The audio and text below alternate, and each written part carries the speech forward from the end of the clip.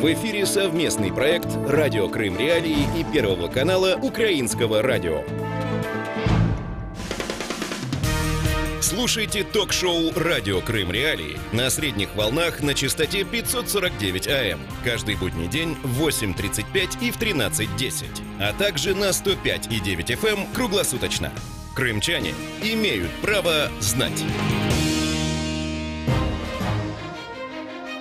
Приветствуем слушателей, настроивших свои приемники на частоту 105,9 FM. Это радио Крым Реалии. У микрофона ближайшие 1,5 часа будет с вами работать Татьяна Курманова. Я напомню, что все это время в нашей студии работает бесплатный телефонный номер, по которому вы можете звонить и задавать вопросы нашим гостям и высказывать собственное мнение. Напомню, если вы находитесь в Крыму, звоните по номеру 8 800 10 06 926. Если вы находитесь на материковой Украине, звоните по номеру 044 490 2905. Тема дня. Почему собрание родственников политзаключенных, адвокатов и активистов инициативы «Крымская солидарность» в Судаке было прервано визитом сотрудников российской полиции и ОМОНа? Что нарушили люди, собравшиеся в судакской столовой, и какие массовые собрания в соседней России запрещены? Вот на эту тему поговорим сегодня, после того, как напомним вам, какие события происходили эту субботу в Судаке. Послушаем сюжет, подготовленный нашими коллегами. Крым в центре внимания. Наркотиков и оружия не было. Если не было, то что было? Что было? Вы какой факт противоправный расследуете? Ничего здесь такого нет. Если вы сегодня сюда приехали в гости или кому-то... Я не собираюсь объяснять вам, почему я сюда приехала, с кем приехала и зачем приехала. 27 января заседание общественной организации «Крымская солидарность» в Судаке прервали российские силовики. Они требовали от участников собрания показать паспорта и отчитаться, с какой целью решили посетить мероприятие. При этом предъявить свои документы отказались. Силовики объяснили. В службу поступил звонок с просьбой проверить, что происходит на заседании. Аноним якобы сообщил ОМОНовцам, что участники собрания вооружены. И в данный момент на дежурную часть прошло сообщение о том, что здесь собрались граждане с сумками, подозрительными предметами, заходили. Сейчас для этого мы приехали выяснить, какие здесь происходят обстоятельства. Адвокат Эмиль Курбединов рассказывает, визит сотрудников российского ОМОНа достаточно предсказуем. Российская власть не приемлет правды, российская власть не приемлет какой-то риторики, которая не совпадает с мнением силовых структур и спецслужб. Это ни в коем случае не остановит эту площадку. Как люди говорили о том, что их мужья, сыновья преследуются абсолютно незаконно по политическим мотивам, они как говорили, так и будут говорить. Этим семьям, и женам, в принципе, терять нечего, их мужья в тюрьмах, и им грозит до пожизненного лишения свободы. На заседании Крымской солидарности обсуждали преследование крымских мусульман по политическим мотивам, а также говорили о судьбах политзаключенных в аннексированном Крыму и Ростове. После проверок, когда заседание продолжилось, российские силовики не покинули здание, остались вести наблюдение. По словам очевидца событий Ридвана Кырымлы, ОМОНовцы снимали участников Крымской солидарности на камеру даже в момент намаза, молитвы. Глава Меджлиса крымско-татарского народа Рифат Чубаров не исключает, что теперь российские силовики будут преследовать участников заседания поодиночке. Мотивации, оправдывающие нападение, настолько абсурдны, насколько и циничны. Поступила, информация о том, что в помещении имеется оружие, а также есть среди собравшихся люди, чьи личности следует установить. В итоге переписали всех, включая адвокатов. Не исключено, что согласно составленного оккупантами реестра, в ближайшие дни людей начнут по одному вызывать в полицию. Понятно, что русскими оккупантами совершена очередная акция устрашения крымско-татарских активистов. Крымская солидарность была основана как площадка для взаимопомощи и оказания поддержки семьям мусульман, арестованных в Крыму. Первое собрание этой общественной инициативы состоялось в апреле 2016 года. Крым в центре внимания. Напомню, это радио Крым Реалии, и мы говорим сегодня о событиях в Судаке 27 января, когда на собрание Крымской солидарности пришли представители российского ОМОНа, и с нами на связи крымский юрист Лилия Гемеджи. Здравствуйте, Лилия. Доброе утро. Свой визит сотрудники ОМОНа оправдали тем, что им поступил звонок о том, что у вас, возможно, оружие может находиться, да, на собрании. При этом, как они стали вести себя сразу, сотрудники ОМОНа? Стали сразу вас обыскивать? Как происходило, собственно, собрания? Мы начали заседание Крымской солидарности немножечко с опозданием, минут на 20. И после того, как открылось заседание, были, скажем так, объявлена повестка дня, слово взял адвокат Эмиль Курбединов. Он рассказал о своих подзащитных, рассказал те вопросы, ответы на которые слушатели ждали от него. И в этот момент зашел один из активистов и сказал, что прошу вас всех не беспокоиться, но машины с автозаками направляются к месту нашего собрания. Через короткий промежуток времени подъехали автозаки. Автозаки были полными, в них находились сотрудники ОМОН. И еще через пару минут зашли сотрудники полиции. Когда зашли сотрудники полиции, они начали искать старшего в этом собрании. Не найдя старшего, обратились, скажем так, к центральному столу, где сидели адвокаты, которые выступали и в руках которых находился микрофон. Начали они с того, что они пришли к нам по звонку. Адвокат Семедляев не выдержал и с улыбкой на лице закончил за ним фразу, что мы заминированы. Это было настолько смешно, что это была явная попытка сорвать заседание, и это стало всем очевидно уже в момент их прибытия и в тот момент, когда они начали свою речь. Запнулся сотрудник полиции и при подсказке других сотрудников полиции объявил, что поступил звонок о том, что в данном месте находятся лица, которые проносили в зал сумки с оружием. И это все является очень подозрительным. Они выехали на место для того, чтобы проверить информацию. То есть многие сотрудники даже не знали, куда они приехали? Насколько я понимаю, многие сотрудники не знали. Приехало очень большое количество сотрудников полиции. В частности, был представитель следственного отдела. И эта девушка, фамилия ее Ореховая, она спрашивала: а подскажите мне, пожалуйста, адрес, по которому мы находимся. Я говорю: а вы, говорю, приехали сюда по звонку?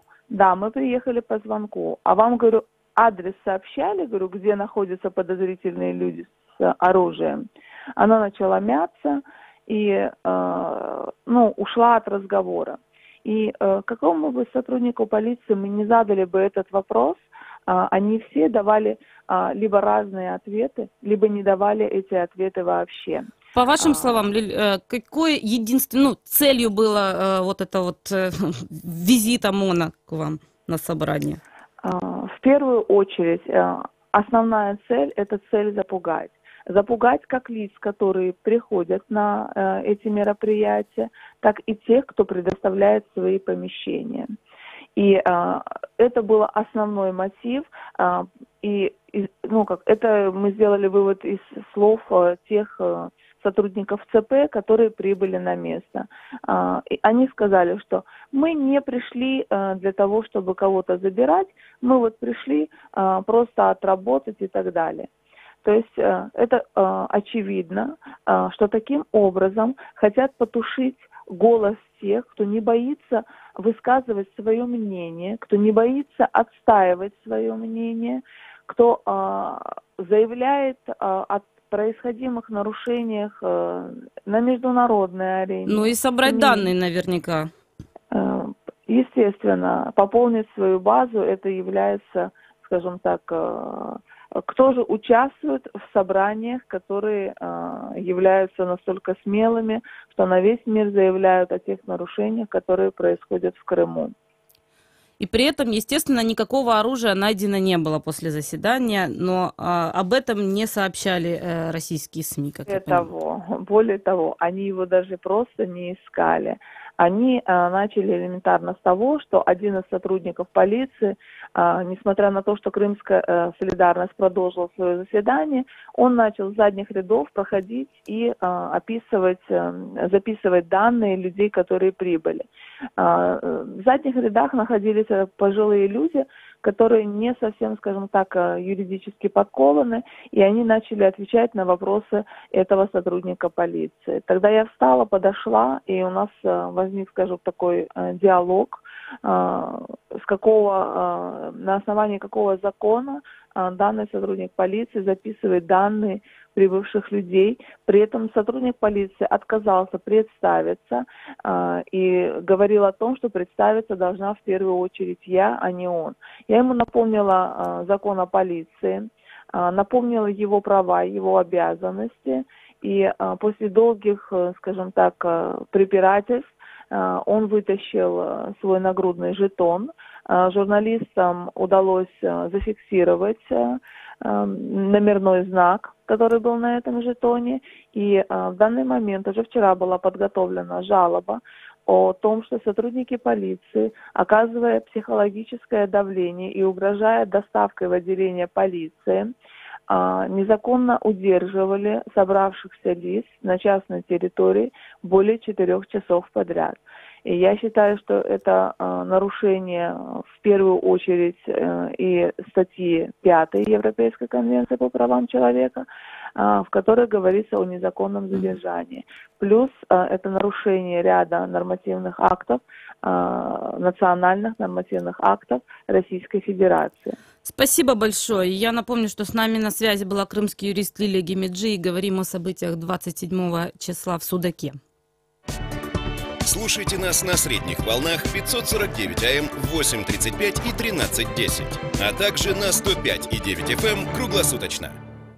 Это радио Крым Реалии. У микрофона Татьяна Курманова. Говорим о собрании крымской солидарности в Судаке, куда приехал ОМОН по звонку о якобы находящемся там оружии. С нами на связи юрист Российского правозащитного центра «Мемориал» Татьяна Глушкова. Здравствуйте.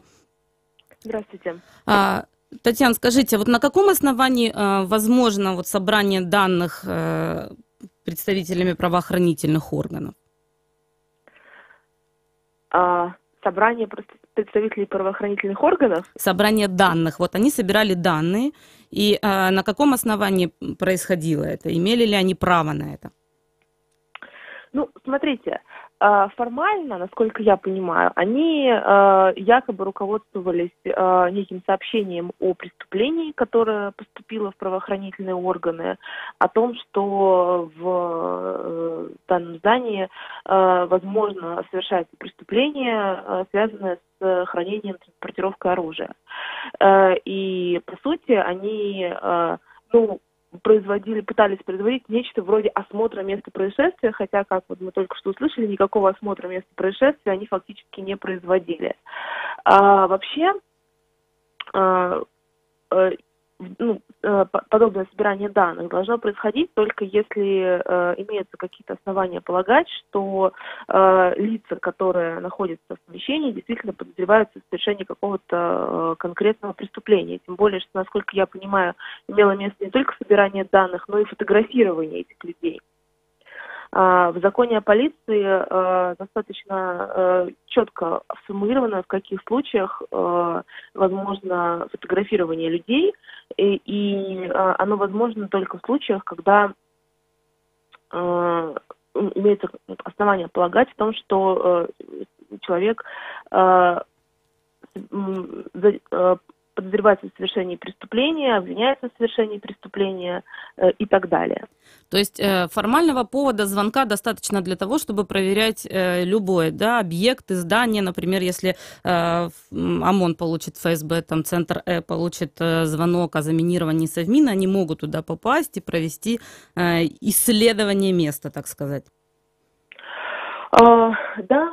Да, на практике так и происходит, что если сотрудники полиции приезжают и сообщают о том, что они получили звонок о том, что в помещении, допустим, якобы заложена бомба, при этом фактически проверить, действительно ли был такой звонок, естественно, не представляется возможным. Они, во-первых, могут прервать такое собрание, а во-вторых, могут начать выяснять в том числе личности собравшихся. Это далеко не первый случай в практике. Если, например, посмотреть, что происходит в так называемых штабах Навального, то там происходит то же самое и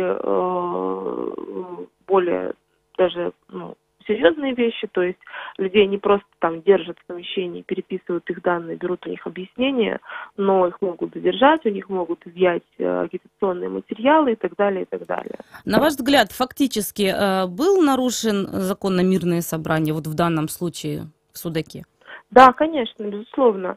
Как уже только что сказала Лилия, во-первых, была нарушена статья 5 Конвенции, поскольку людей безосновательно задерживали.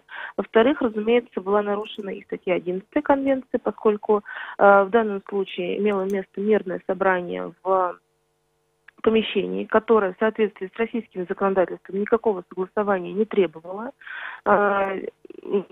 И никаких, в общем-то, оснований подозревать, что это собрание не было мирным, у сотрудников правоохранительных органов не было. Тем не менее, собрание было сорвано, а людей продержали несколько часов в состоянии лишения свободы. В России, как я понимаю, действует несколько законов, да, ограничивающих право на свободу мирных собраний. Это вот федеральный закон 65 и 258, если я не ошибаюсь. А вот интересно просто, если люди собираются в столовой, да, как можно применить к ним действие этих законов, если они не нарушают, да, другие положения?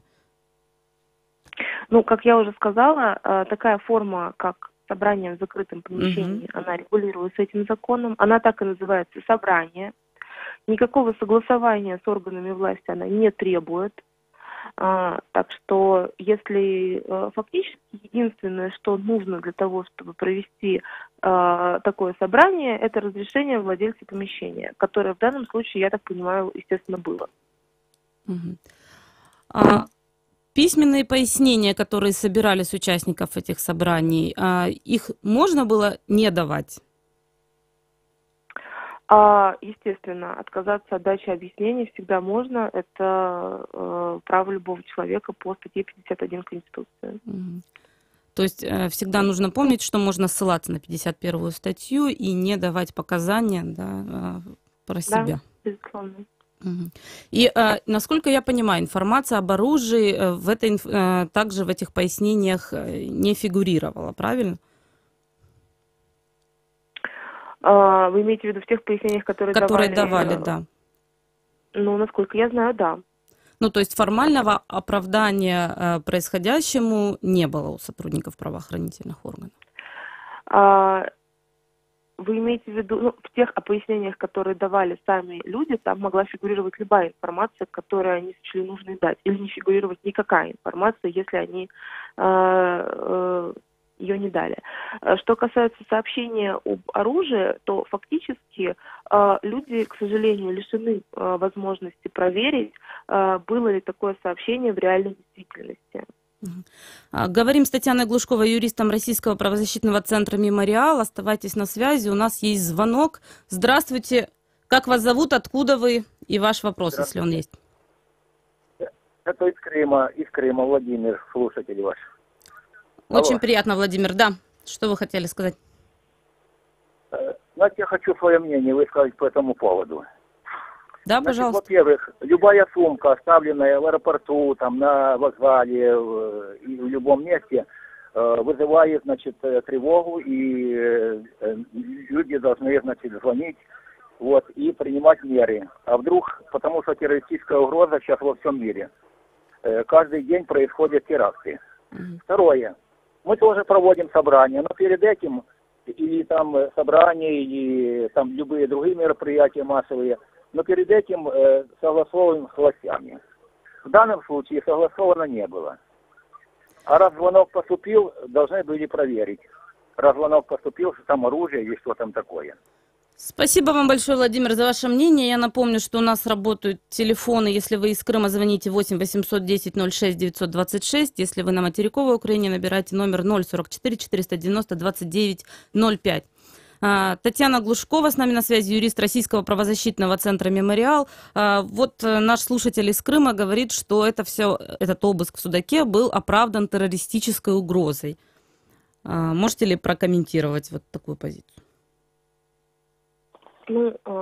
Прежде всего, террористическая угроза сама по себе не должна оправдывать какие-то совершенно необоснованное ограничение прав граждан. Да, в данном случае, как мы можем сказать, речь шла не о том, что сотрудники полиции действительно искали какое-то оружие. То есть, если бы, например, они получили сообщение об оружии, попытались его найти, не нашли и покинули помещение, это было бы одно. Но в данном случае вместо того, чтобы искать оружие, они переписывали данные всех собравшихся с целью, которая, как я понимаю, остается до сих пор неизвестной. Продолжим сейчас с вами разговор после того, как примем еще один звонок от слушателя. Здравствуйте, как вас зовут, откуда вы и ваш вопрос или ваше мнение? Доброе утро, я из Крыма. Я вам скажу, что мы находимся в полицейском жандармейском государстве. Это в любое время могут любого арестовать, проверить, все прочее. Я ничем не удивился, что в присутствии на собрании, если не было журналистов, они могли подкинуть что-нибудь, боеприпасы, наркотики, все. Это любое собрание, что, чего это такое. Больше 3 человек собралось, это для них опасность. Они боятся всего. Они, такое указание императора. Вот такая ситуация, особенно в Крыму. Это очень опасно. Спасибо вам большое за ваше мнение. У нас есть еще один звонок. Здравствуйте, кто вы, откуда и ваш вопрос или ваше мнение? Алло. Да, мы слушаем вас. Как вас зовут, откуда вы и ваш вопрос? Владимир Васильевич, Крыма. Да. Я. Да. Вы хотели что? Разговор идет, вот как идет разговор, как у нас в Крыму страшно собрание и сразу же это самое осмотрят, досмотрят. Но в любой стране это происходит. Сейчас в любой стране, и взять вот хотя бы Украину, если бы в Украине сделали собрание какое-то, да еще позвонили звонок и сказали, это собрание, и там собрались какие-то поддерживающие русских, то там бы не только было собрание, а схватили за шиворот и всех бы притащили в каталажку. Спасибо вам большое за ваше мнение. Я напомню, что вы можете звонить в течение этих 1,5 часов прямого эфира по номерам 8 810 06 926, если вы в Крыму, если на материковой Украине 044 490 29 05. Это радио Крым Реалии. Татьяна Глушкова, юрист Российского правозащитного центра «Мемориал», с нами на связи.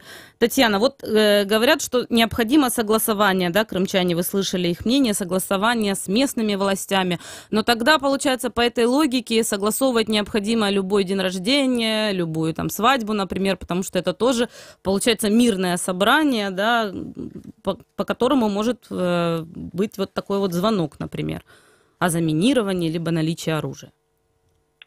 Требования согласования касаются только публичных мероприятий, которые проходят на улицах, то есть шествий, митингов и так далее, в которых принимают участие 2 или более человек. Согласование одиночных пикетирований не требуется.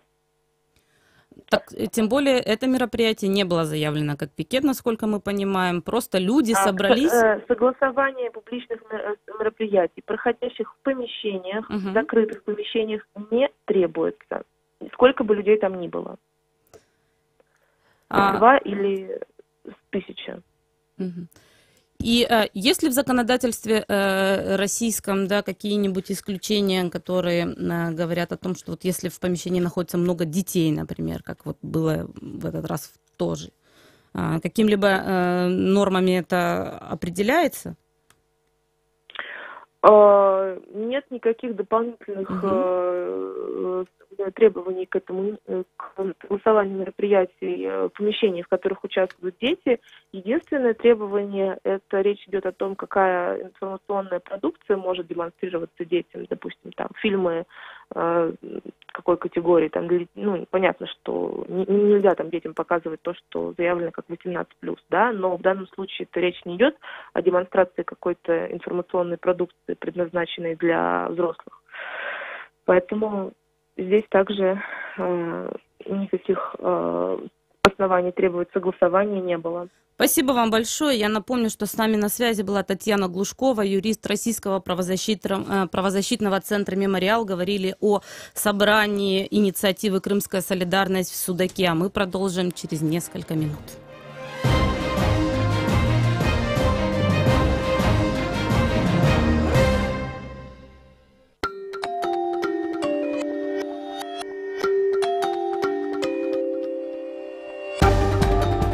Новости в эфире «Радио Крым. Реалии».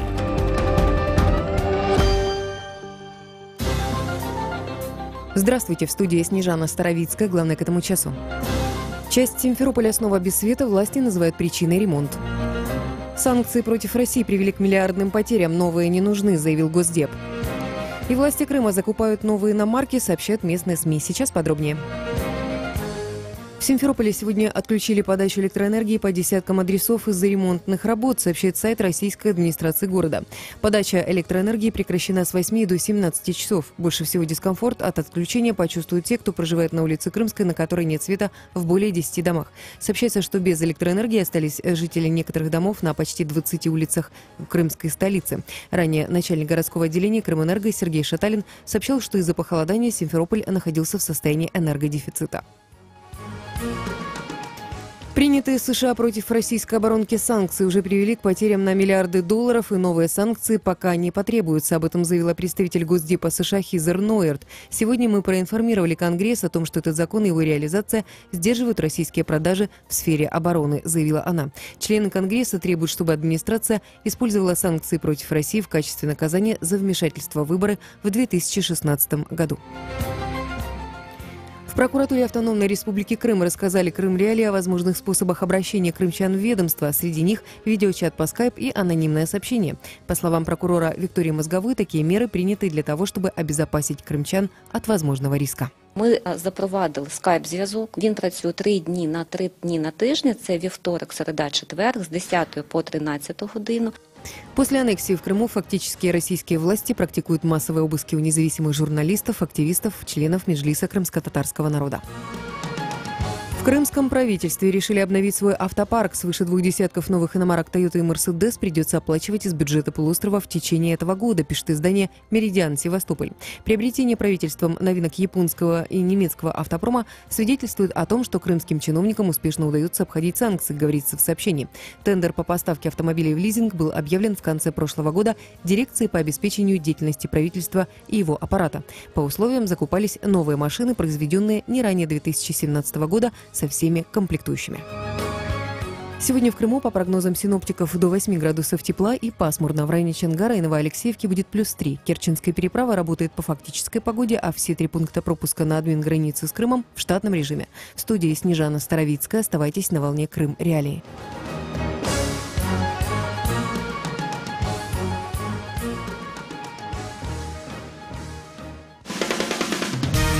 Слушайте ток-шоу «Радио Крым Реалии» на средних волнах на частоте 549 АМ. Каждый будний день в 8:35 и в 13:10. А также на 105,9 FM круглосуточно.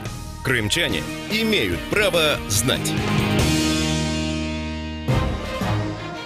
Продолжается эфир радио Крым Реалии. У микрофона Татьяна Курманова. Я напомню, что вы можете звонить и оставлять нам вопросы для гостей, задавать их в прямом эфире, либо высказывать свое мнение по номерам 8 800 10 06 926, если вы находитесь в Крыму, и по номеру 044 490 2905, если вы находитесь на материковой Украине. Кроме того, вы можете оставлять свои вопросы под нашей онлайн-трансляцией в Фейсбуке. Тема дня. Сегодня поговорим о том, для чего создают подразделения патрульной полиции Крыма и Севастополя на материковой части Украины. Какие функции будет нести это новое подразделение Министерства внутренних дел? Чем продиктована необходимость создания новых крымских правоохранительных органов на материковой части страны? Об этом поговорим после того, как послушаем сюжет, подготовленный нашими коллегами. Крым в центре внимания. Министерство внутренних дел Украины создаст патрульную полицию Крыма. Об этом сообщил глава Нацполиции Украины Сергей Князев. Министр внутренних дел Украины Арсен Аваков во время заседания коллегии ведомства подтвердил эту информацию. Такі підрозділи будуть створені і вони будуть працювати на інших ділянках до тих пор, поки не буде звільнений від окупантів Крим. А потім готові підрозділи будуть там працювати. На новость уже отреагировали в Крыму. Депутат Госдумы от аннексированного Крыма Руслан Бальбек выразил уверенность, что планы украинского МВД останутся на бумаге. А замглавы подконтрольного России правительства Крыма Дмитрий Полонский заявил, украинские власти создают новое подразделение исключительно для получения денег из госбюджета. Почти все подобные инициативы представителей украинской власти нужны только для этого. Вспомните, как они знаменитый забор Яценюка строили на границе с Россией. Все это делается ради того, чтобы деньги получить, списать, отчитаться о результате и раструбить о каких-то мнимых победах и бонусах. Осталось у них, грубо говоря, 2 патрульные машины, да и то заправить денег нет. Думаю, в центре Киева они нарисуют условную карту Крыма, и в его пределах полуостров будет охранять патрульная машина. Это будет большим прорывом и победой ведомства Арсена Авакова. По планам МВД Украины, новое спецподразделение патрульной полиции по Крыму и Севастополю организуют в течение года. Крым в центре внимания. Это радио «Крым Реалии», у микрофона Татьяна Курманова. Говорим о создании патрульной полиции Крыма. С нами на связи спикер Главного управления национальной полиции ВРК Севастополя Владимир Шаблиенко. Здравствуйте, Владимир. Доброго ранку. Чем необходимо было создавать вот патрульную полицию Крыма? Чем это основано, это вот решение господина Авакова? Ну, по-перше, будемо говорити, що це вимога була сьогодення. Це було основою цьому були якраз ті питання, які почали виникати під час роботи головного управління. Тому на голови Національної поліції України було створено спеціальний підрозділ, який буде розташовуватися в місті Херсон та виконувати покладені на нього функції саме на лінії розмежування між материковою частиною України та анексованим півостровом Крим. Підрозділи розташовуватимуться на межі саме населених пунктів Чонгар, Чаплинка і Каланчак. Це ті перепускні пункти, які сьогодні працюють в робочому режимі і на впуск і випуск мешканців як України, так і мешканців, які зараз знаходяться на анексованому півострові. Зараз тривають початкові організаційні заходи по розміщенню особового складу. Знайдено приміщення, де будуть дислокуватися підрозділи там превентивної діяльності, кримінальної поліції. Створюються, тобто, всі умови для роботи безпосередньо також на контрольно-перепускних пунктах, які я перерахував раніше. Владимир, вы сказали, что вызвано создание патрульной полиции Крыма тем, что есть определенные вопросы в работе главного управления. Какие именно вопросы? Це питання, які пов'язані безпосередньо зі зверненнями мешканців півострова, які звертаються сюди на материкову частину з питаннями саме пов'язані з правоохоронною діяльністю, ті, які відносяться до компетенції поліції. Тому ці підрозділи було прийнято рішення розмістити як можна найближче саме до межі розмежування. Давайте еще раз подробнее, какие именно подразделения будут работать в составе патрульной полиции Крыма? Значить, зараз йде процес комплектування особовим складом. У цьому питанні надає допомогу ГУНП в Херсонській області. Саме це управління сьогодні є основним донором кадрів для новоствореного підрозділу. Крім того, наказом голови Національної поліції створена також патрульна служба, куди найближчим часом буде оголошено набір. Співробітники патрульної поліції на загальні застави пройдуть навчання та по закінченні підготовки вийдуть для несення служби на автошляхи по маршруту від населеного пункту Стрілкове, Генічеськ, Херсон. Це буде маршрут саме для службової діяльності саме підрозділу патрульної поліції. З цього питання вже розпочаті відповідні організаційні заходи. А на перепускних пунктах Чонгар, Чаплинка, Каланчак будуть працювати підрозділи превентивної діяльності і кримінальної поліції. Личный состав, вы сказали, будет объявлен набор. Сколько планируете набрать человек, укомплектовать полицию? питання щодо чисельності, давайте зараз ми це трошки опустимо. Ці питання, ви говорите, вже будуть, можна буде озвучувати тоді, коли буде сформований вже підрозділ.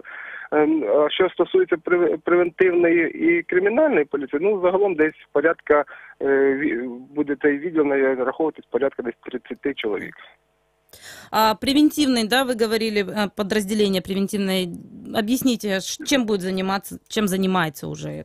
Це забезпечення охорони публічного порядку, це туди будуть входити також співробітники підрозділу дільничних офіцерів.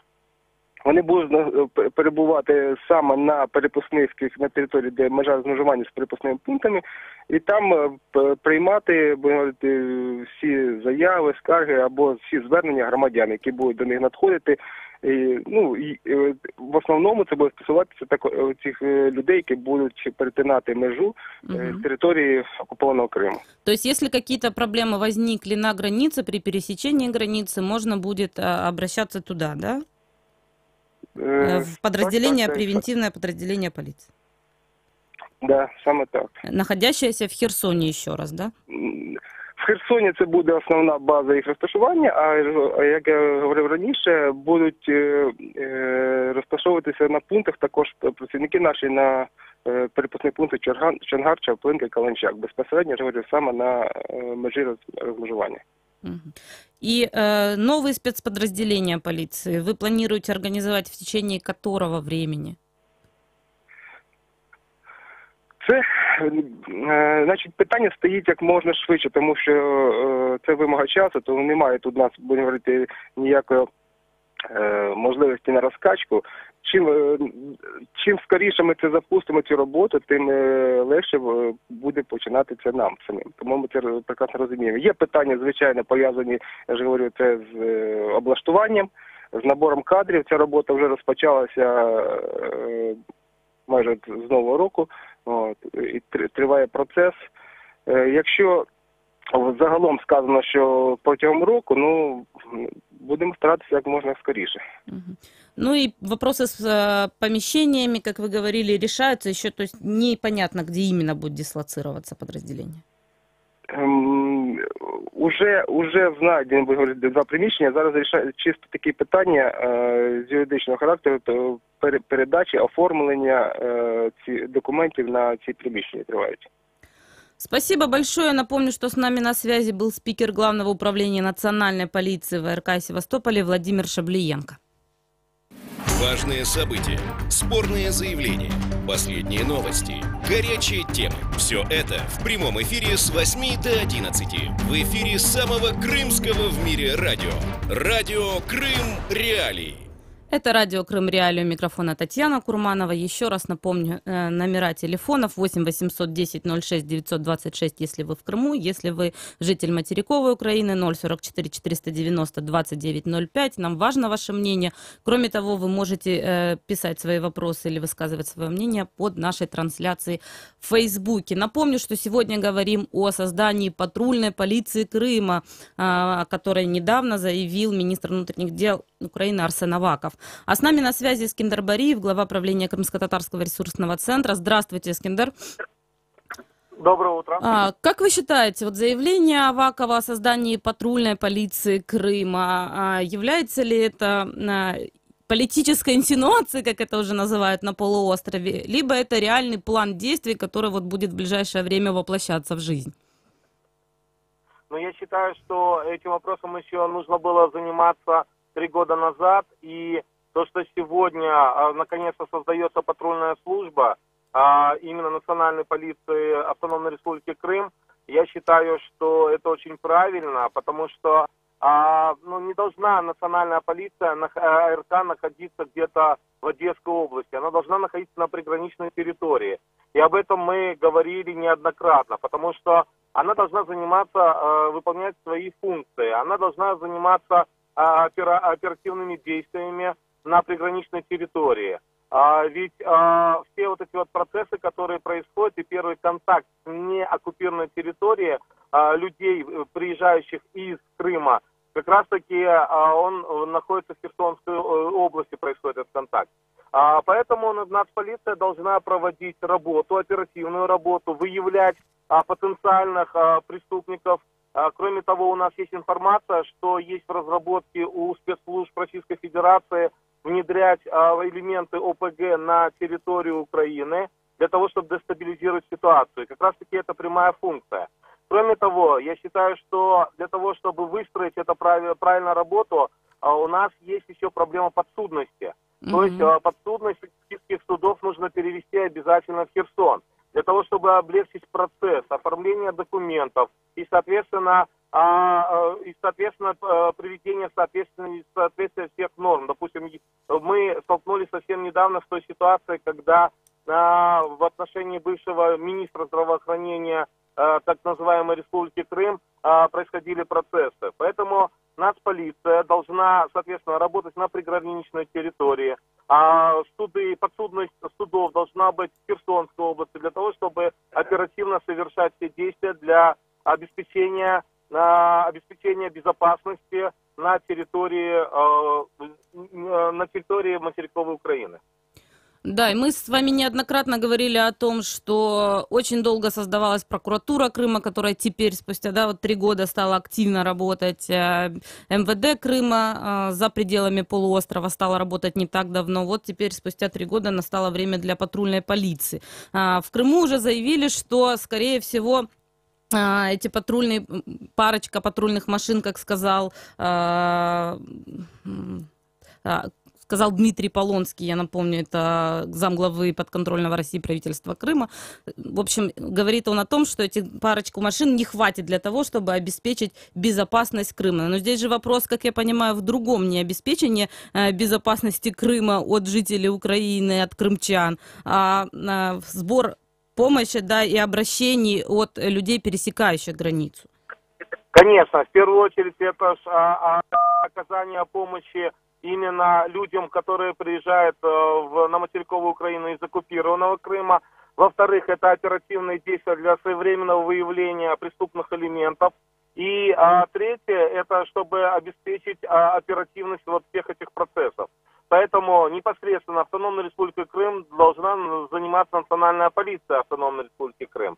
И я считаю, что это в том числе большая заслуга представительства президента Украины в Автономной Республике Крым, которая активно работала в этом направлении. И я думаю, то, что сегодня происходит, это то, что должно было быть сделано раньше. И я не думаю, что это просто политические инсинуации какие-то. Я считаю, что это те действия, которые необходимо проводить сегодня и как можно быстрее. И, как я уже сказал, и относительно судов, и относительно прокуратуры, относительно СБУ, для того, чтобы мы действительно приближались к деоккупации Крыма.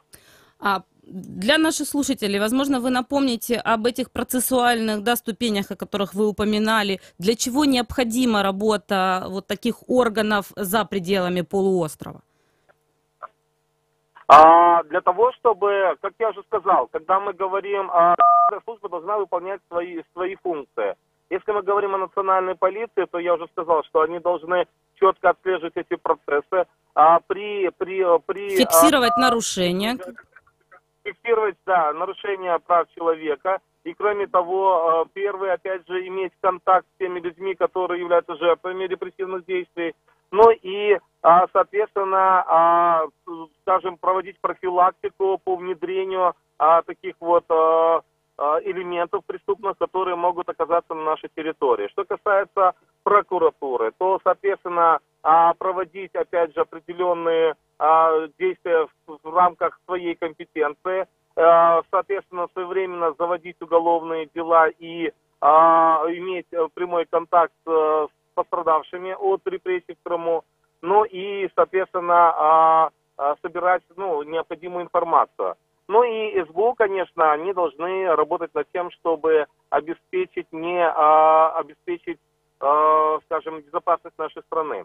Кроме того, когда мы говорим о приграничной территории, вот как раз-таки вот эти все органы, они как раз имеют достаточно полномочий для того, чтобы вести взаимодействие и с людьми, проживающими, с гражданами Украины на приграничной территории. И вот мы в этом плане сейчас активно работаем, и в этот четверг мы планируем провести общественные слушания в поселке Новоалексеевка по открытию центра предоставления административных услуг. В первую очередь цель состоит в том, чтобы создать подобный центр для обеспечения услуг, в том числе для людей из оккупированной территории. И мы на эти общественные слушания обязательно ждем. Мы направили приглашение и Главному управлению Службы безопасности Украины Автономной Республики Крым, и представительство президента Автономной Республики Крым, и, соответственно, национальной полиции. Потому что и ДМС. Но в ДМС у нас нет управления в Крыму, но Херсонскому управлению. И я думаю, что совместными усилиями мы сделаем все, чтобы максимально создать условия для обеспечения административными услугами наших соотечественников. Ну и, собственно, Центр территориальных услуг должен находиться, да, на границе, и там должна быть и патрульная полиция, как я понимаю. Да, смотрите, здесь есть несколько разных моментов.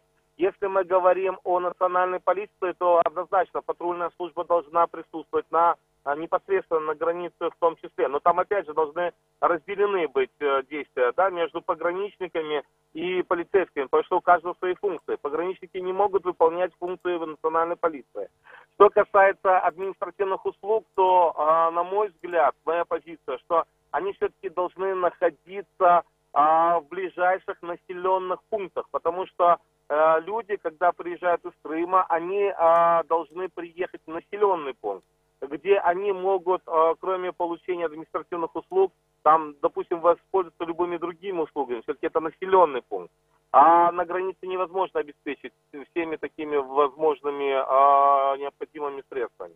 Поэтому я считаю, что такие центры предоставления административных услуг должны быть в Каланчаке, в Новоалексеевске, в Чангаре, там, в Партизанах, сейчас Рыково называется. То есть именно в населенных пунктах. И само открытие центров административных услуг, они связаны с активностью или позицией территориальных громад. И вот здесь мы провели огромную работу для того, чтобы территориальная громада изъявила желание открыть такой центр, потому что дальнейшее финансирование будет осуществляться за счет бюджета местных громад. Угу.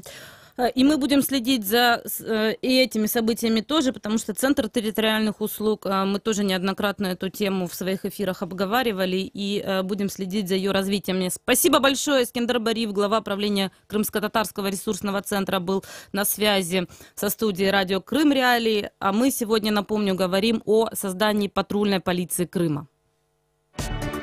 Слушайте нас на средних волнах 549 АМ в 8:35 и 13:10, а также на 105,9 FM круглосуточно. Это радио Крым Реалии. С нами на связи украинский политолог Олег Саакян. Здравствуйте, Олег. Доброе утро.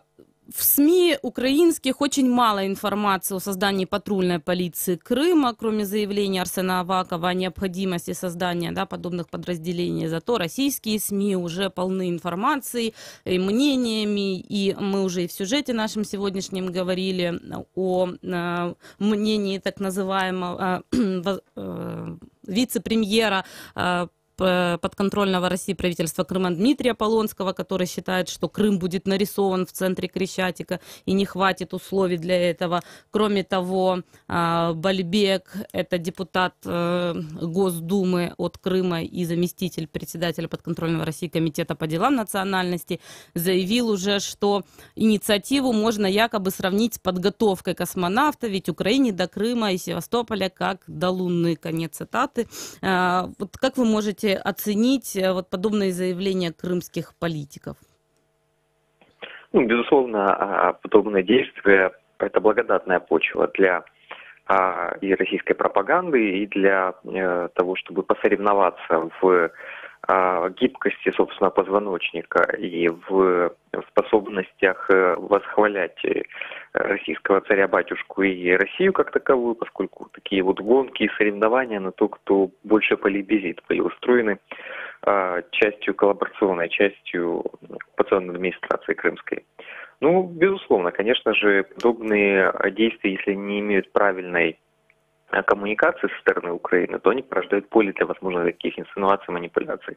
Тут во многом есть и промах нашей стороны в том, что была сделана заявка, но разъяснено в действительности до сих пор не было. Для чего это делается, что это будет, в частности, и во многом здесь проблема даже не в том, что там кто-то будет в России что-то интерпретировать, а в том, что эти интерпретации дойдут до украинских граждан как на оккупированных территориях, так и на подконтрольных. И они будут слышать сугубо российскую позицию, а не украинскую.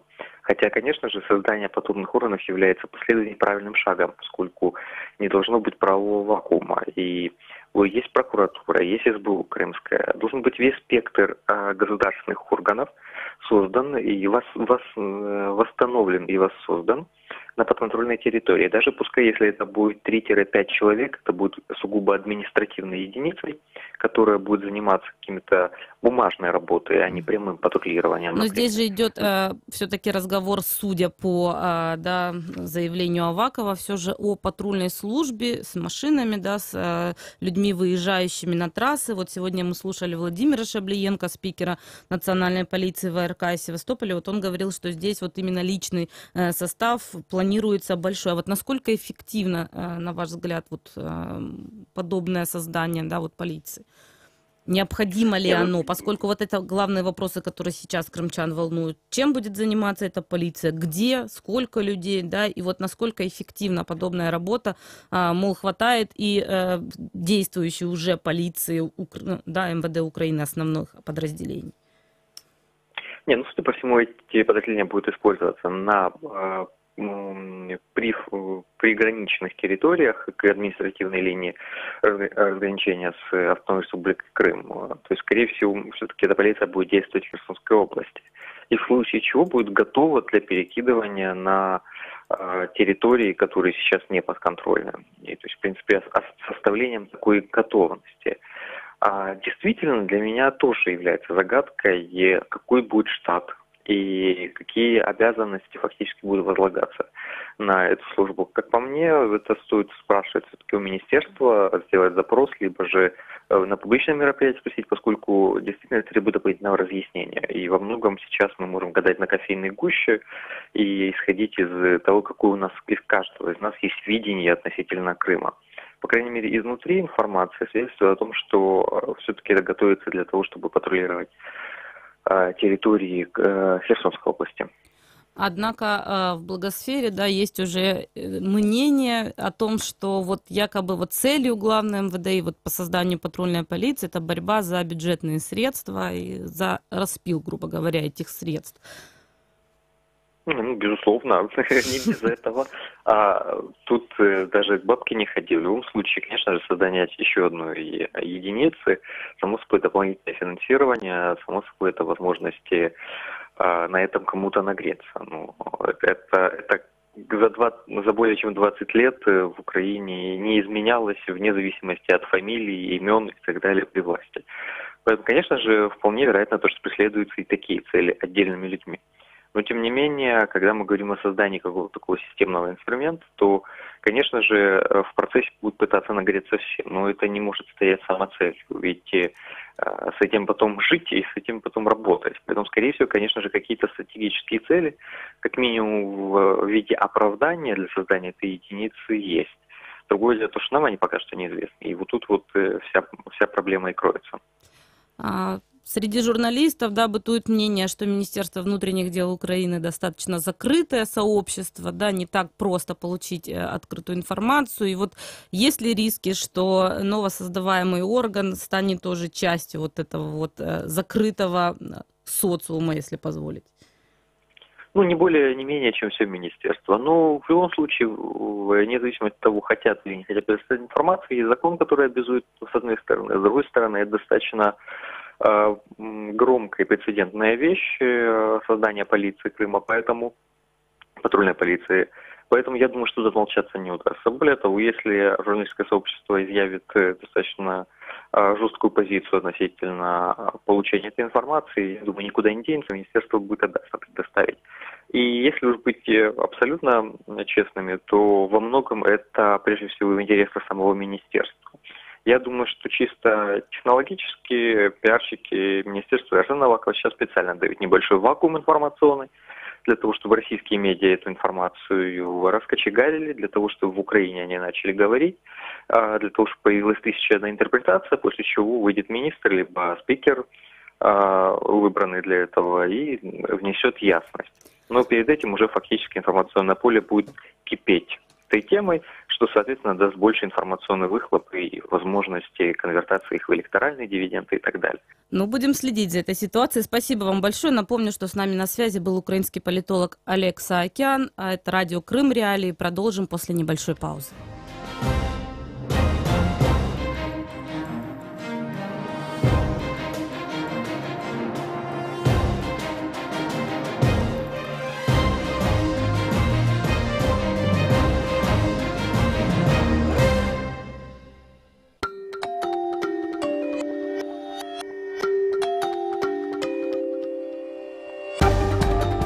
Новости в эфире радио Крым Реалии.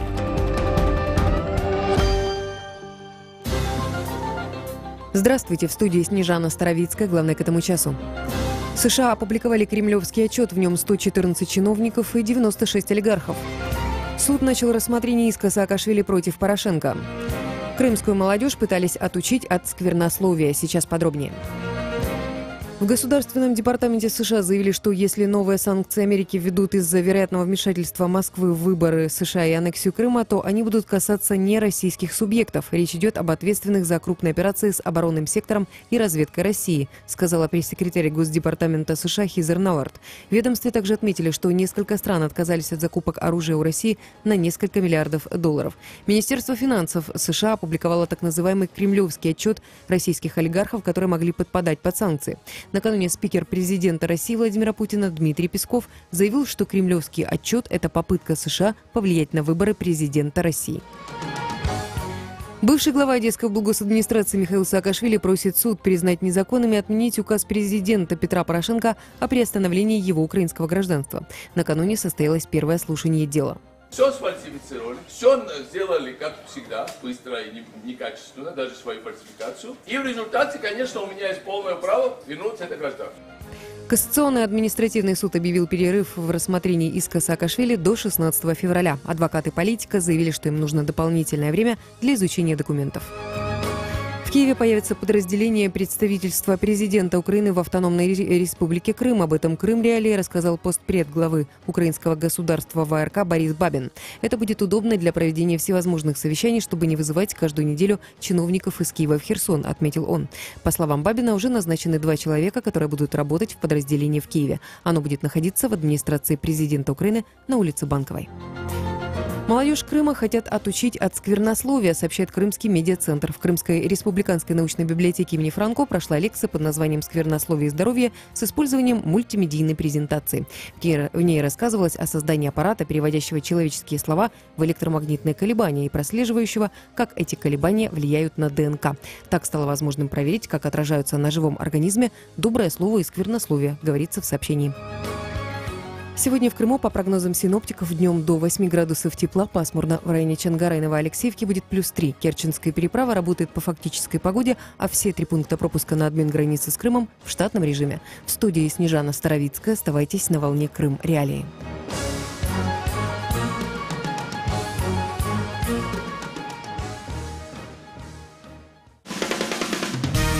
Слушайте ток-шоу «Радио Крым Реалии» на средних волнах на частоте 549 АМ. Каждый будний день в 8:35 и в 13:10. А также на 105,9 FM круглосуточно. Крымчане имеют право знать. Продолжается эфир радио Крым Реалии. У микрофона Татьяна Курманова. Я напомню, что вы нас можете слышать круглосуточно на частоте 105,9 FM. И уже традиционно напомню наши номера телефонов. Если вы находитесь в Крыму, звоните по номеру 8 810 06 926. Если вы находитесь на материковой части Украины, 044 490 29 05. Кроме того, оставляйте свои комментарии, мнения под нашей трансляцией в Фейсбуке. Тема дня. Сегодня будем говорить о сносе дельфинария «Сказка в Ялте» и поговорим о том, кому все-таки принадлежит дельфинарий, почему в подконтрольной России администрации Ялты приняли решение о демонтаже дельфинария, ну и как действия местных властей отражаются на туристической привлекательности. И вот новости о демонтаже дельфинария последние собрали наши коллеги в материале, который вам предоставляем. Крым в центре внимания.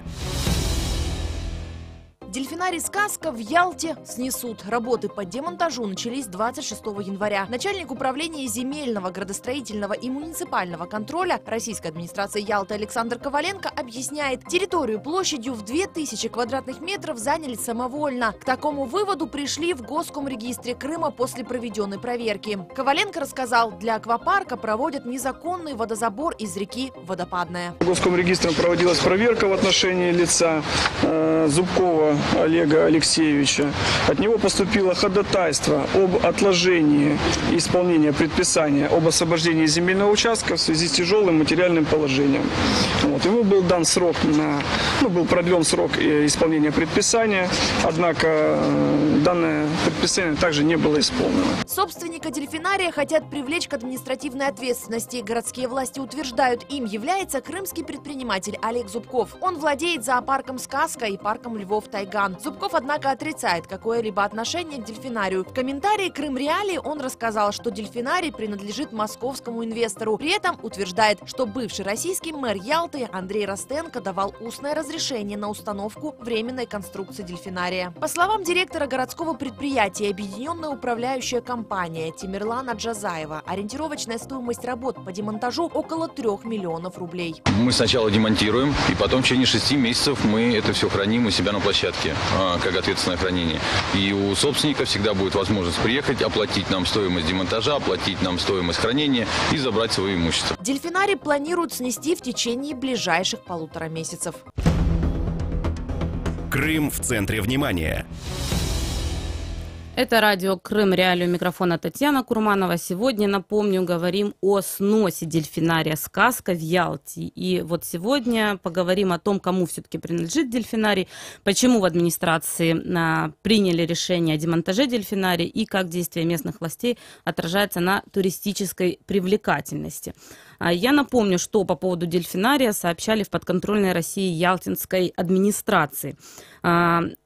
Начальник управления земельного и градостроительного муниципального контроля администрации Ялты Александр Коваленко в интервью Крыминформу говорил о том, что администрация Ялты приступает к исполнению постановления о принудительном демонтаже нестационарного, так они называют, объекта дельфинария, состоящего из трибун, основного бассейна и вспомогательного бассейна для содержания животных. Ранее владельцу этих конструкций было выдано уведомление о добровольном демонтаже этой конструкции. Был дан месяц на его исполнение, но исполнено оно не было, рассказал Александр Коноваленко. Как известно, дельфинарий занял 2000 квадратных метров муниципальной собственности. Об этом, собственно, заявляли в подконтрольной России Ялтинской администрации. И снос займет, как сообщали мы в сюжете, не меньше 1,5 месяцев. И большую часть работ предстоит выполнить вручную из-за плохого состояния конструкции и повсеместной ржавчины. Строители приступили к демонтажу сидений на трибунах. И давайте послушаем, что по этому поводу говорит Дмитрий Валицкий, представитель компании-подрядчика, которая занимается, собственно, демонтажом дельфинария. На сегодняшний момент при заходе сюда на объект мы видим очень большие нарушения по поводу вот этих всех несущих конструкций и всего остального. Они находятся в очень плачевном состоянии. Они, вот, если вы видите сами, все покрыты ржавчиной, все болтовые соединения поржавели. Вот, сварные соединения тоже покрыты коррозией. Второй момент. Очень большие нарушения идут в технике безопасности по электроснабжению. Вся проводка открыта. Она проведена полностью по металлоконструкциям. Есть непосредственный контакт с металлоконструкцией, что может привести к поражению электрическим током. Для того, чтобы это все произвести и демонтировать, придется, конечно, потрудиться. Здесь немало, тут работы очень много. Дай бог, чтобы если мы в 2 месяца уложились. Это надо применять и технику, и краны, и подъемники, и манипуляторы. Очень много ручного труда, очень много трудоемкая работа и дорогостоящая. Это Дмитрий Валицкий, представитель компании-подрядчика, которая занимается демонтажом дельфинария.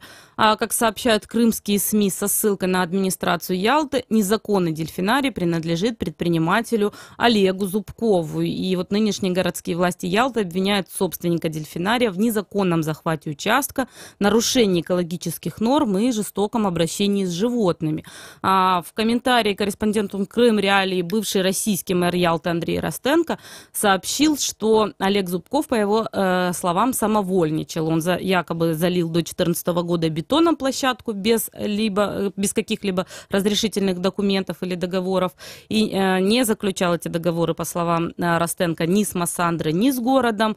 У него якобы было несколько встреч, на которых вот Ростенко, по его словам, обращал внимание Зубкова на эту ситуацию, но у него на тот момент возник конфликт с руководством Крыма. Видимо, ему тогда было не до этого, рассказал Ростенко.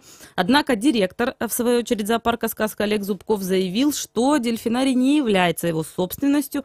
Он отметил, что владельцами объекта является московская компания, которая не смогла сделать документы на дельфинарий. Кроме того, отмечу, что в российских реестрах собственности не зарегистрирован объект подобный, ни в каких реестрах нет этого дельфинария. Зубков рассказал, что владельцам дельфинария разрешение на строительство дал вот как раз-таки бывший глава администрации Ялты Андрей Ростенко. Но сделал это только на словах с условием оформления пакета документов в дальнейшем. Однако предприниматели постоянно сталкивались с проблемами при оформлении, рассказывает Зубков, а нынешний глава администрации Елена Сотникова не согласилась встретиться с предпринимателями. И давайте послушаем его мнение. Это не мой объект, он никогда не принадлежал мне, никогда не принадлежит мне сегодня. Вот, это объект принадлежит московскому предпринимателю. Этот дельфинарий поставлен на месте, которое создал я, построив там парковку. Это целиком полностью мой труд. Все мое участие там, что я этому предпринимателю с Москвы дал подключение к сетям, внутренним сетям зоопарка, воде, канализации, электричеству. Это директор зоопарка «Сказка» Олег Зубков, который заявляет, что дельфинарий не является его собственностью. А с нами на связи Владимир Горначук, российский общественный активист, глава организации «Чистый берег Крым». Здравствуйте, Владимир. Знаете ли вы, чей все же этот дельфинарий, поскольку и Ростенко, и Зубков говорят информацию, противоречащую друг другу? Ну, насколько мне известно, этот дельфинарий является общей собственностью, в том числе Зубкова, поэтому я не очень понимаю, почему он отнекивается. Вот, поэтому, насколько я знаю, Зубков является одним из владельцев этого дельфинария. Ну, если он говорит, что это не так, то, как говорится, там этот вопрос надо Олегу задавать на меня. Вот, поэтому на текущий момент с дельфинарием, конечно, происходят странные вещи. То есть его постоянно пытались отжать еще, начиная где-то с 2015 года. И здесь, как говорится, на мой взгляд, торчат уши и Янаки, и Поклонской, и чиновников Совета министров, и Росветеринарии. То есть все люди, которые сейчас отвечают за животных, они все пытаются таким образом наказать Олега. Вот, ну и заодно как бы наказывать тот человек, о котором он говорит. То есть не смогли договориться, на ваш взгляд, эти политики, которых вы перечислили? Это не политики, это чиновники. То есть из них только Поклонская стала политиком. Политиком Поклонская, вот, да, стала. Да, соответственно, здесь как бы идет постоянная травля все и кошмарения бизнеса Олега Зубкова. Вот, может быть, с этим не связано как раз там его отрицание, что он является собственником, потому что, чтобы не делать токсичным этот актив для совладельца. Вот, соответственно, как бы, ну, тоже как бы стратегия для защиты бизнеса нормальная. То есть, на ваш взгляд, не было возможности никаким образом переоформить там право собственности, оставить его, условно говоря, да, за городом? Необходим все же снос был. Почему именно к сносу пришли? Ну, послушайте, здесь золотая, во-первых, земля, никто не будет разбираться с долгими судебными процессами, связанными с переоформлением права собственности, поэтому, как всегда, делается по самому простому пути. Самый простой путь — это снести, закошмарить, показать, кто есть в доме хозяин, и затем как бы освоить эту землю по-новому, там, построив новый дельфинарий, либо демонтировав часть старого дельфинария, назвав это демонтажом, и затем просто продав на аукционе эту землю с конструкциями, которые находятся на ней, хотя это будет, может быть, тот же самый дельфинарий, да, и вот эти конструкции будут находиться просто на земельном участке. И новый собственник, там, видимо, того же самого Николая Янаки, вдруг, как птицу Феникс, воскресит этот дельфинарий в Ялте. Вот такой сценарий тоже вполне вероятен. Аксенов не так давно говорил о том, что будут зачищать Крым от всех незаконных построек. Ну, собственно, говорит он об этом уже на протяжении 3 лет. Вот как вы считаете, в Ялте будут что-то сносить еще? Вот обещали набережную зачистить, но работы не начались, насколько мы знаем. Я хочу передать Сергею Валерьевичу горячий привет и попросить его, чтобы он начал снос с объектов Константинова и объектов, которые принадлежат его семье. На берегу, в парках и так далее. Вот. Тогда мы поймем, что действительно что-то происходит. До тех пор, пока эта болтовня, которой занимается Аксенов, будет продолжаться, до тех пор, пока Аксенов сам вместе со своими коллегами из 90-х годов и тот же самый Константинов будут продолжать застраивать Крым своим вот этим бетоном, никакого прогресса не будет. Эта болтовня, как вы правильно заметили, идет третий год подряд, но при этом никаких действий реальных я не вижу.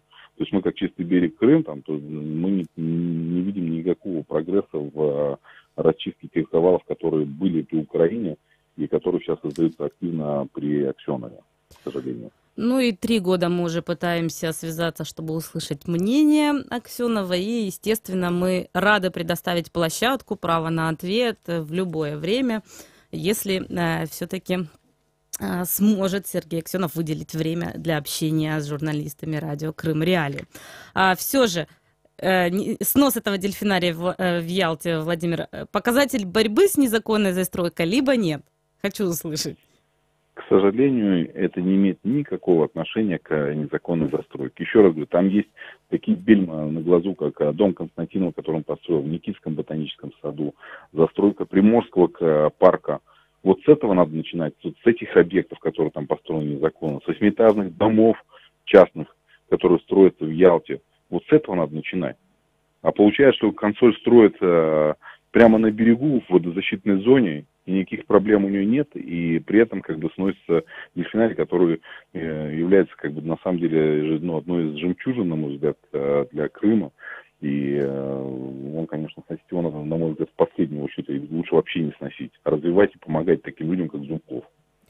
А вы же знаете, что есть еще проблемы с севастопольским дельфинарием также. Если позволите, оставайтесь на линии, мы напомним, а потом с вами эту ситуацию тоже обсудим. Еще в марте 2017 года представители севастопольского дельфинария обращались к общественности в связи с попытками российских властей города ликвидировать учреждение. И в конце прошлого года севастопольскому дельфинарию подняли арендную плату до 1,5 миллиона рублей в месяц.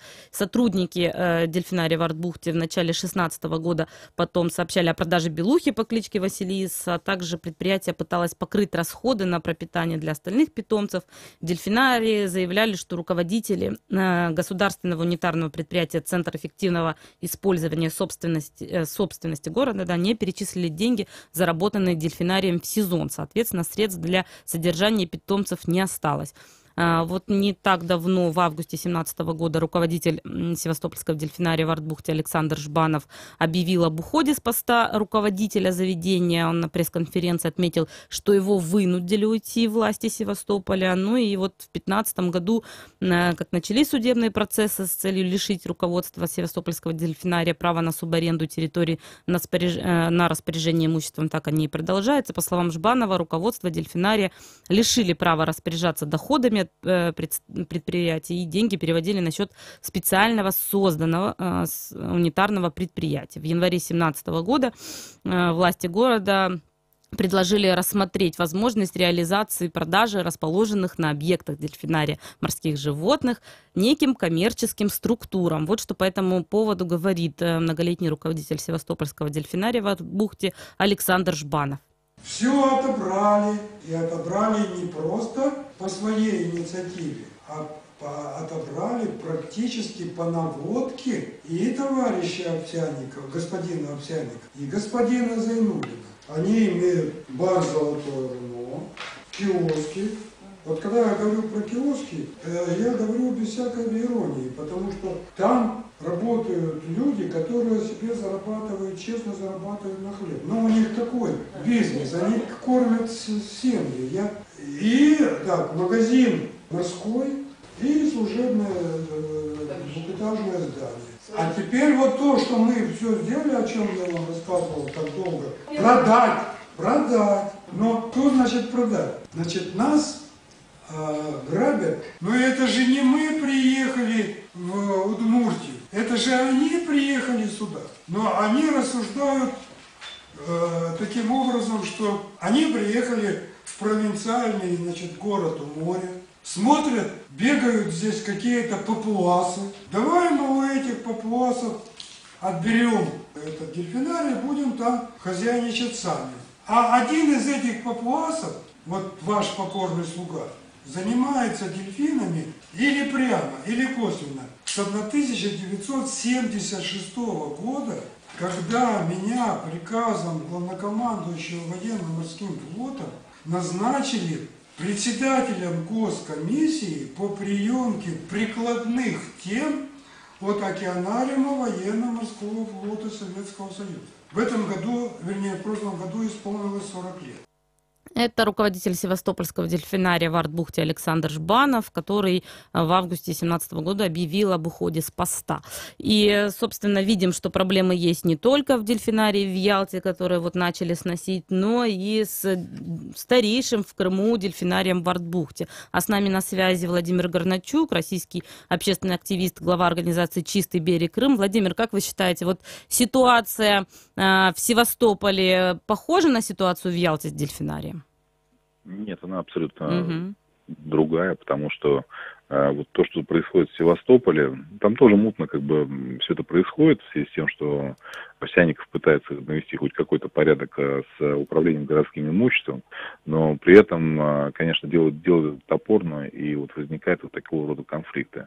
Но надо понимать, что вот все эти товарищи, которые там захватили Графскую пристань в районе Севастополя, да, они практически незаконно там это делали и нарушали вообще, плевали на все законы, используя коррупционные связи по Украине. А это вы о ком говорите? Я говорю о дельфинарии, я о палатках, которые там сносятся, например, в текущий момент, о которых говорил там товарищ.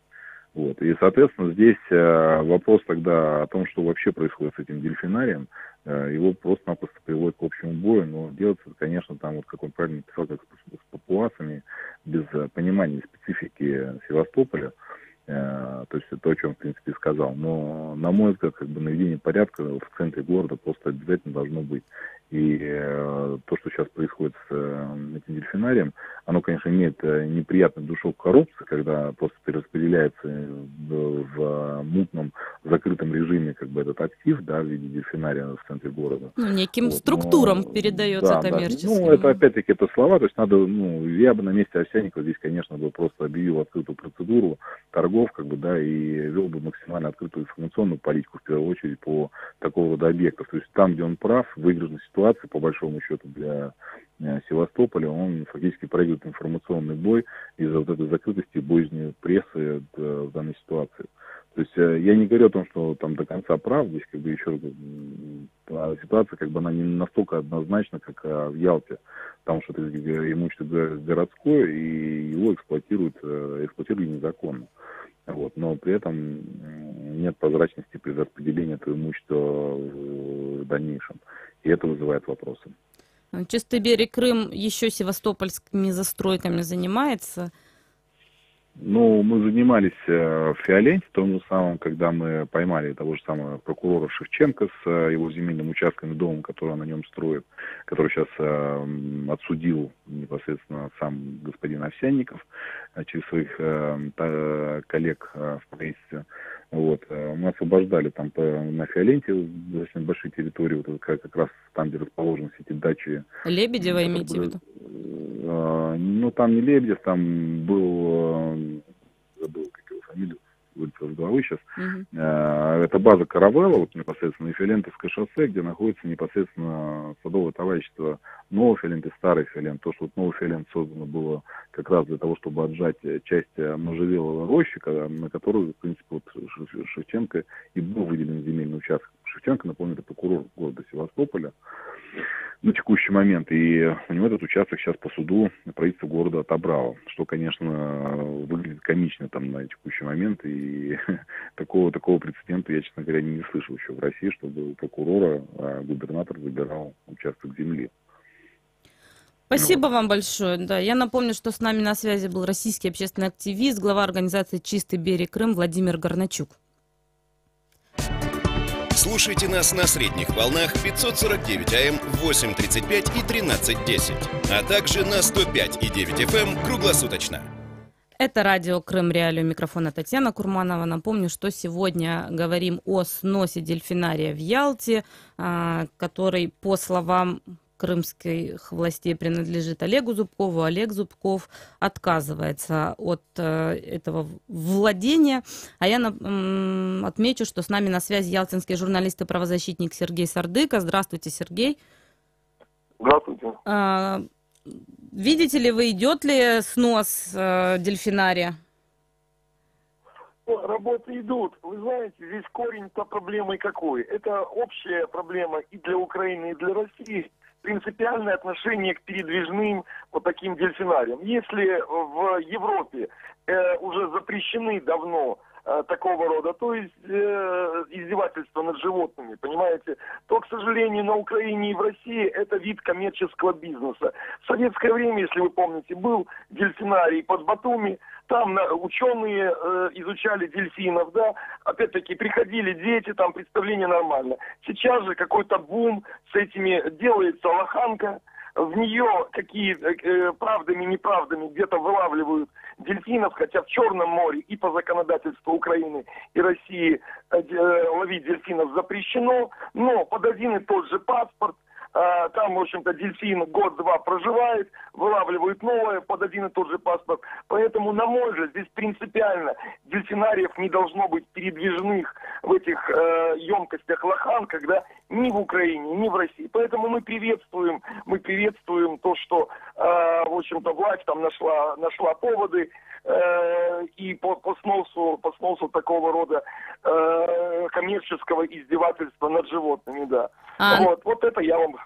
Да, нынешние городские власти Ялты как раз-таки Олега Зубкова обвиняли в жестоком обращении с животными. А вам известно подобный факт? Вот вы говорите дельфинарий, да, образно понятно, что там, скорее всего, в подобных передвижных дельфинариях возможны нарушения определенные, но вот в этом конкретном случае вы были свидетелем жестокого обращения с животными, например? Вы знаете, лично я нет. Но я понимаю, что дельфин, который в лоханке там 5-6 метров, да, хотя он должен свободно плавать в море, да, и он сам себя, эти пара дельфинов, облучает ультразвуком. То есть здесь, я говорю по сути, в сам принцип, то, что передвижные дельфинарии, это издевательство над животными, это жестокое обращение только потому, что у нас дырки есть в законодательстве и России, и Украины. Надеемся, что, может быть, Совет Европы обратит внимание, и эти пробелы будут заполнены. То есть будут передвижные вот эти дельфинарии стационарные запрещены. Только в море, где все-таки есть естественная среда обитания и, безусловно, только под контролем ученых. Вот, только так возможно. Поэтому я вам отвечаю на вопрос принципиально. Понимаете, я не видел, что... Сергей, вы как журналист, непосредственно, да, имеющий возможность общаться и с Ростенко, с представителями, да, нынешними властей ялтинских, видели ли вы какие-то документы на этот дельфинарий, поскольку, видите, власти Ялты заявляют, что это дельфинарий Зубкова, Зубков говорит, что неких московских инвесторов. Известно ли вам что-либо вот по факту владения этим объектом? Здесь действительно трудно, поскольку, к сожалению, власть ведет работу с бизнесом, ну, достаточно кулуарно, тайно. Если президент Путин, да, я был в Москве, слушал его речь на форуме Содружества, да, сообщества, вот, он говорит, что любое хозяйственное мероприятие должно проходить общественные слушания, надо советоваться с людьми. Соответственно, этому объекту мы, общественность, не имеем информации. Опять-таки, наши журналистские ресурсы, к сожалению, все это формально, мы получаем отписки, поэтому принципиально, если бы и власть, и Зубков показали документы, вот, нам, конечно, было бы понятно. А, к сожалению, идут заявления там в печати. Вот сейчас недавно Ростенко выступил тоже, да. Вот, но покажите бумаги. И опять-таки, самое первое разрешение. В общем-то, у нас по набережной, ну, где-то та же самая ситуация по застройке. Ну да, и Аксенов же обещал очистить эту набережную от застройки, но, судя по всему, не начались работы, да? Да. То есть тут, вот, во всяком случае, это по ценности ЮБК говорили и при Кучме, и при Януковиче, и сейчас при Путине, да, вот. Но, к сожалению, настолько челюсти капитализма схватывают вот эти лакомые куски, да, конечно, при советской власти такого быть не могло, понимаете, вот, что самые лучшие филейные куски Ялты, старой Ялты, дореволюционной, Красновской, теперь вырастают небоскребы. Понимаете? Спасибо вам большое. Я напомню, что с нами на связи был ялтинский журналист и правозащитник Сергей Сардык, а это радио Крым Реалии. Наш сегодняшний эфир подошел к концу. Я напомню, что вы можете предложить свои темы программ, написав нам в Твиттере или на сайте Крым Реалии. Читайте наши материалы, смотрите прямые видеотрансляции эфиров.